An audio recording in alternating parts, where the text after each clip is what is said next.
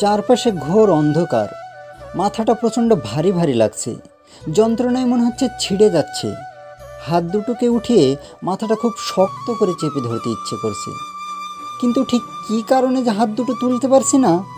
কেন যেন মনে হচ্ছে হাত পা দুটোরই কোনো অস্তিত্ব নেই। ভয়ে ভয়ে চোখ মেলে তাকালাম। হঠাৎ আলোর ঝলকানিতে আবারও চোখটা বন্ধ করে ফেললাম। তারপর আবার আস্তে আস্তে চোখ মেললাম, আর চোখ মেলতেই চমকে উঠলাম। ডান হাত পা দুটোই ব্যান্ডেজ করা, কিছু চেনা যাচ্ছে না, মনে হচ্ছে ইঞ্জেকশন দেওয়া আছে।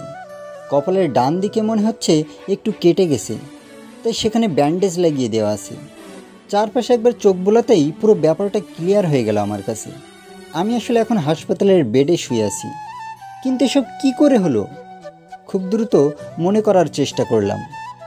সকালে ঘুম থেকে উঠতে বেশ দেরি হয়ে গেছিল, তাই একরকম দৌড়ঝাঁপ করে রেডি হয়ে নিয়েছিলাম। আসলে কয়দিন হলো বাবার অফিসে জয়েন করেছি, আর এরই মধ্যে আবার দেরি করলে বাবার আস্ত রাখবে না, তাই এমন তাড়াহুড়ো। কিন্তু সিঁড়ি দিয়ে নামতে গিয়েই বাঁধল বিপত্তি। সবেমাত্র সিঁড়ির কয়েকটা ধাপ নেমেছি, অমনিই পা হড়কে নিচে পড়ে গিয়েছিলাম। তারপর আর কিছুই মনে নেই। হঠাৎ কারো ফুপিয়ে কান্নার শব্দ শুনে চিন্তায় ছেদ পড়ল সাহেবের। সামনের দিকে চোখ পড়তেই মেজাজটা আবার বিগড়ে গেল ওর। পায়ের পাশে বসে সোমা ফুপিয়ে ফুপিয়ে কাঁদছে। ওকে চোখ মেলে তাকাতে দেখেই মুখে হাসি ফুটিয়ে বলল, তোমার জ্ঞান ফিরে এসেছে? আমি এক্ষুনি বাবাকে ডেকে নিয়ে আসছি। বাবাজি কি খুশি হবে না? সাহেবের ইচ্ছে করছিল সোমাকে কষে দুইটা থাপ্পড় লাগিয়ে দিতে, কিন্তু এখন শরীর মন কোনোটাই ঠিক নেই, তাই কিছু বলতে ইচ্ছে করল না। অন্যদিকে মুখ ফিরিয়ে নিল। রাত 12টা। হসপিটালের 12 নম্বর রুমটায় একটা চেয়ারে বসে থাকতে থাকতে চোখটা একটু লেগে এসেছিল সোমার। রুমের দেয়াল ঘড়িটায় রাত 12টার ঘরে বাজতেই চমকে উঠে বসলো সে। সাহেবের দিকে একবার তাকিয়ে দেখলো সে এখনো গভীর ঘুমে মগ্ন। আপনা আপনি একটা দীর্ঘশ্বাস বেরিয়ে আসলো ওর মুখ দিয়ে। ঘুমন্ত অবস্থায় ওই মুখটা কি নিষ্পাপী না মনে হচ্ছে। কি বলবি, ওই নিষ্পাপ চেহারার আড়ালে এমন একটা পশু লুকিয়ে আছে। একটা দীর্ঘশ্বাস ফেলে সোমা মনে মনে বলল, তুমি এমন কেন সাহেব? আমি তো তোমাকে মন থেকেই ভালোবেসেছিলাম, কিন্তু তুমি। সে যাই হোক, তুমি বিশ্বাস করো, তোমার সাথে এমন করার আমার বিন্দু মাত্র ইচ্ছে ছিল না। তোমাকে এই অবস্থায় দেখতে আমার যে কি কষ্ট হচ্ছে তা তোমাকে বলে বোঝাতে পারবো না। কিন্তু তোমাকে অমানুষ থেকে মানুষ করতে হলে এটুকু তো আমাকে করতেই হবে। জানি কষ্ট হবে, তবুও তোমার ভেতরের ওই শয়তানটাকে মারার জন্য যা যা করা লাগবে সবই আমি করব। আজ সাহেবকে বাসায় নিয়ে আসা হয়েছে, ওকে ওর রুমেই রাখা হয়েছে, আর বাবার নির্দেশে ওর যাবতীয় দায় দায়িত্ব এসে পড়েছে সোমার ঘাড়ে। বাবাকে খেতে দিয়ে সাহেবের জন্য খাবার রেডি করে নিজের রুমে আসলো সোমা। প্লেটে খাবার ওর মুখের সামনে ধরতেই সাহেব ক্ষেপে গেল। How dare you! কি? আমাকে খাইয়ে দেবার কথা ভাবলে কি করে? ও মা, তা আমি না খাইয়ে দিলে তোমাকে খাওয়াবেটা কি শুনি? তোমার হাতে খাওয়ার চেয়ে না খেয়ে মরে যাওয়াটাও ভালো। তাই নাকি? ঠিক আছে, তাহলে না খেয়েই মরো, তাতে আমার কি। যাও যাও, আমি একাই পারবো আমার দেখভাল করতে। ঠিক আছে, চেষ্টা করে দেখতে পারো। এই তোমার খাবার রইলো, আমি গেলাম। সোমা বেরিয়ে গেল। সাহেব অনেক কষ্টে চামচটা হাতে ধরতে পারলেও ওটা দিয়ে এক ফোঁটাও খাবার মুখে তুলতে পারল না। হাতের ব্যথায় চামচটাও হাত থেকে পড়ে গেল। তখনই সোমা রুমে ঢুকলো। সাহেবের হাত থেকে এক ঝটকায় খাবারের প্লেটটা সরিয়ে নিল, তারপর নিজে হাতে মেখে আবারও সাহেবের মুখের সামনে ধরল। সাহেব নাক মুখ কুঁচকে মুখটা অন্যদিকে ফিরিয়ে নিল। অনেক হয়েছে, আর না, এবার চুপচাপ খেয়ে নাও বলছি, না হলে কিন্তু খুব খারাপ হয়ে যাবে। বললাম তো খাবো না, কেন এত নাকামি করছো? ন্যাকামি আমি করছি নাকি তুমি? শুনুন মিস্টার সাহেব, আমি আপনার বাবা না যে আপনার সব জেদ, সব অন্যায় আবদার মুখ বুঝে সহ্য করে নেব। চুপচাপ খাবারটা খেয়ে নাও বলছি, না হলে। না হলে কি করবে শুনি? না হলে তোমার এই যে ভাঙা হাত পা দেখছো না, ওটার উপরেই বাঁশ দিয়ে বাড়ি দেবো। আর আমি চাইলে যে তা করতে পারি সেটা তুমি খুব ভালো করে জানো। সো আর কোনো ঝামেলা না করে চুপচাপ মুখ খোলো, আমার হাতে তোমার মতো অত সময় নেই। সাহেব আর কথা না বাড়িয়ে চুপচাপ সোমার হাতে খেতে লাগলো, আর সোমা মুচকি হেসে ওকে খাইয়ে দিতে লাগলো।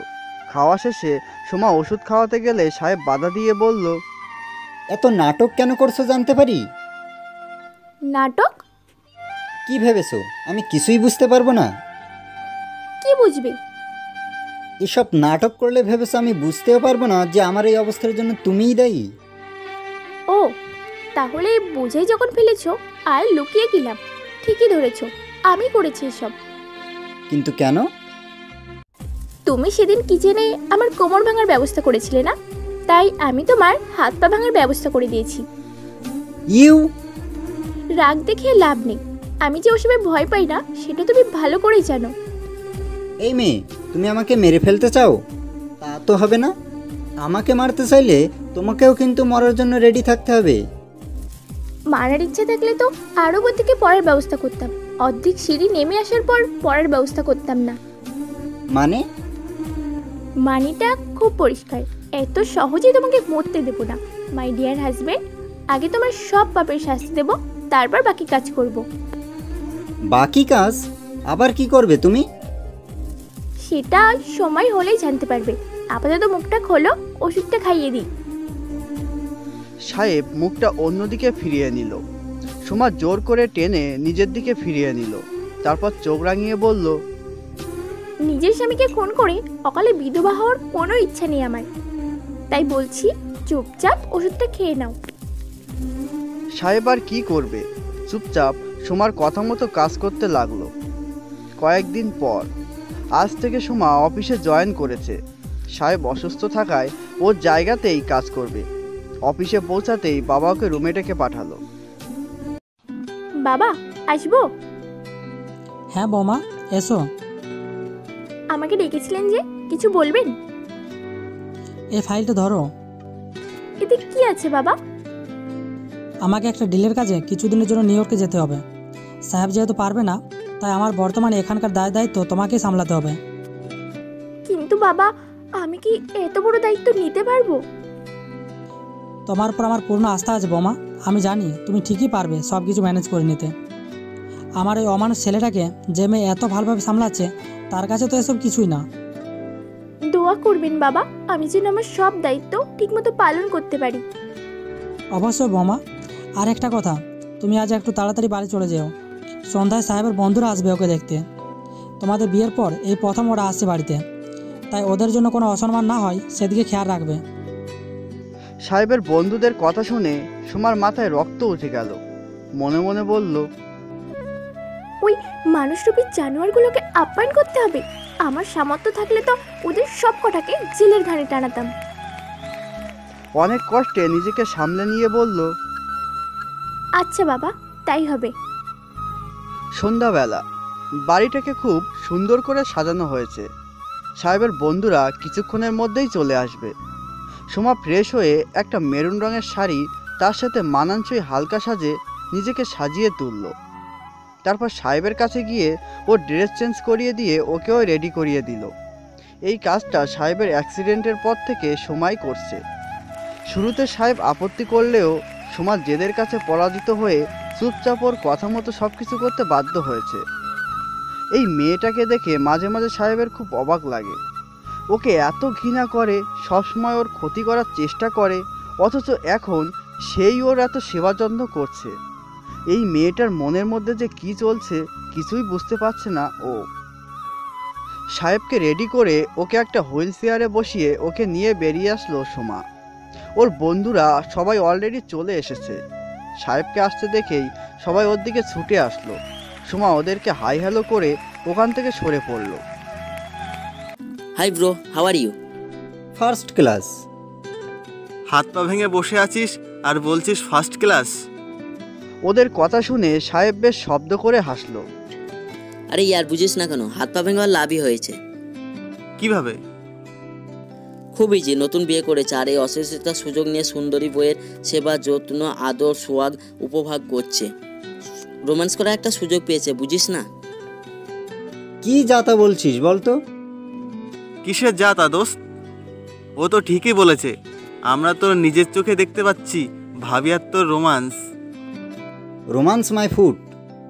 তুই স্বীকার করিস আর না করিস, আমরা কিন্তু সব দেখতেই পাচ্ছি। ওরা কথা বলছিল, তখনই সোমা ওখানে আসলো। এই শুনছো, তোমার ওষুধ খাওয়ার টাইম হয়ে গেছে তো।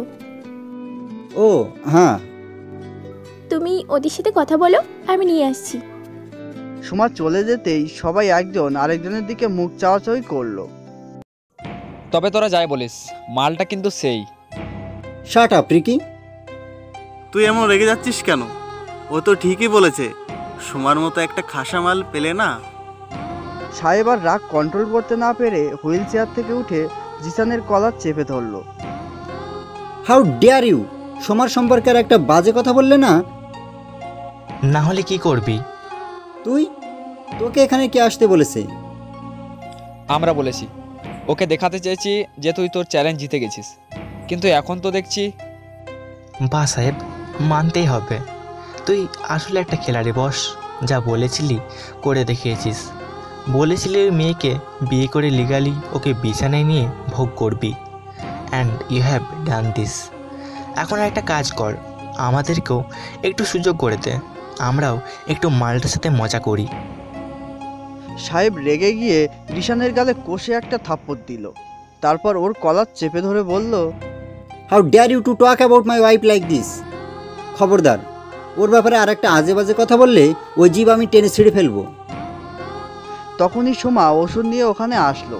ওদেরকে ওভাবে দেখে বিচলিত হয়ে বলল, এই তোমরা কি করছো এসব? সাহেব, হোয়াট আর ইউ ডুইং? এত উত্তেজিত হওয়া তোমার স্বাস্থ্যের জন্য খুব ক্ষতিকারক। এই তুমি চুপচাপ বসে পড়ো তো, আর হা করো, আমি ওষুধ খাইয়ে দিচ্ছি। আচ্ছা ঠিক আছে, তুমি এখন যাও, আমরা বন্ধুরা মিলে কিছু কথা বলবো। Are you sure? আবার কোনো ঝামেলা করবে না তো? না, করবো না, তুমি এখন যাও তো। সোমা চলে যেতেই রিশান আবার বলতে শুরু করলো, আরে বা, আমাদের জঙ্গলি স্যার তো দেখছি একেবারেই ভেজা বেড়াল হয়ে গেছে। রিশান, ওর উপর রাগ দেখে কী হবে? সত্যিটা তো আর ঢাকতে পারবি না। আমরা তো সব দেখতেই পাচ্ছি। ইনের love with Soma. Love my food. ওর মতো মেয়েকে ভালোবাসার চেয়ে আমি মরে যাওয়াই বেশি পছন্দ করব। তাই নাকি? ঠিক আছে, লেটস সি। আই নো সাহেব, you are a loser, and loser বলেই ওই গাইয়া মেয়েটার সাথে প্রেমে পড়েছিস। Shut up Rishan. ওকে চুপ করে কোনো লাভ হবে না সাহেব, আমরা সবাই দেখেছি। ওর নামে কোনো বাজে কথা শুনলেই তুই যেভাবে খেপে যাচ্ছিস, তাতে এটাই প্রমাণ হয় যে তুই ওই মেয়ের প্রেমে পড়েছিস। না, এটা সত্যি না। না হলেই ভালো। আর যদি সত্যি হয়, আই এম সরি। তোকে আমরা যেই জায়গাটা গুরু হিসাবে দেখতাম, সেই জায়গাটা তুই হারাবি। ঠিক বলেছিস, তোরা কি করবি জানি না, বাট কোনো লুজারকে আমি আমাদের লিডার মানতে পারবো না। সবাই চলে গেছে, অনেকক্ষণ হয়ে গেল। সাহেবের রুমে শুয়ে আছে। সোমা কিছুক্ষণ আগেই ও ড্রেস চেঞ্জ করে ওকে শুয়ে দিয়ে ওয়াশরুমে ঢুকেছে নিজে ফ্রেশ হওয়ার জন্য, কিন্তু ওর কিছুতেই ঘুম আসছে না। বারবার শুধু বন্ধুদের বলা কথাগুলো কানে বাজছে, মনের মাঝে হাজারো প্রশ্ন উকি দিচ্ছে। আচ্ছা, ওরা যা বলছিল তা কি সত্যি?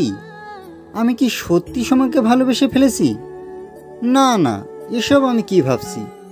সোমার মতো একটা মেয়েকে আমি? না, এ কিছুতেই সম্ভব না।